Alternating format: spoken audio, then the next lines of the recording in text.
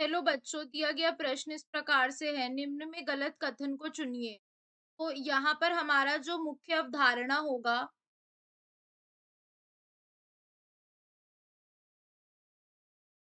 यहाँ पे मुख्य अवधारणा है हमारे पास क्रोमोसोम।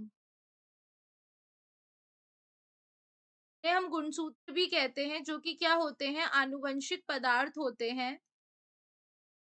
जनक के लक्षणों को कहाँ लेकर जाते हैं, संतत में लेकर जाते हैं।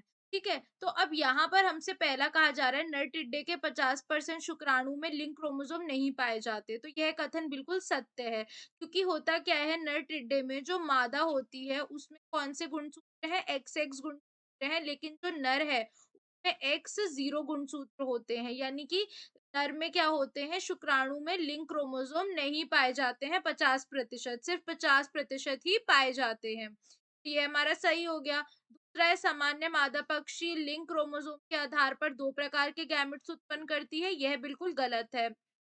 अगर हम बात करते हैं पक्षी की, तो पक्षी में जो मादा होती है वो लिंग गुणसूत्र बनाती है ZW टाइप का, और जो नर होता है वह एक प्रकार का बनाता है ZZ। तो ये दो तरीके के गैमेट्स बना रही है, Z और W। यानी यह गलत हो गया। ये कह रहा है कि सामान्यतः मादा पक्षी जो होता है वो लिंग क्रोमोसोम में दो के आधार पर दो प्रकार के गैमेट्स, तो यह हमारा बिल्कुल सही है। यहाँ पर एक प्रकार नहीं है, दो प्रकार दे रखा है। यह भी बिल्कुल सही है हमारा, ठीक है?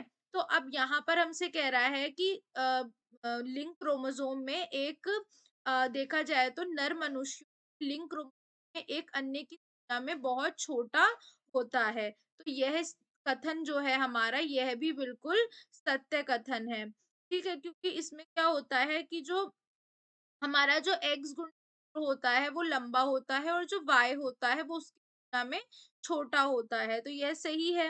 अब कह रहा है नर फल मक्खी हेट्रोगैमेटिक होती है। यहाँ पर नर फल मक्खी हेट्रोगैमेटिक होती है, क्या पाए जाते हैं, एक्स वाई, यानी कि एक्स और वाई दो अलग अलग गैमेट्स बन रहे हैं।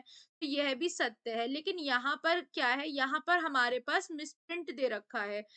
प्रिंट कैसे दे रखा है, यहाँ पे कहा गया है मादा पक्षी क्रोमोसोम के आधार पर दो प्रकार की गैमेट्स उत्पन्न कर रहे हैं, जबकि यहाँ होना चाहिए था हमारा एक प्रकार।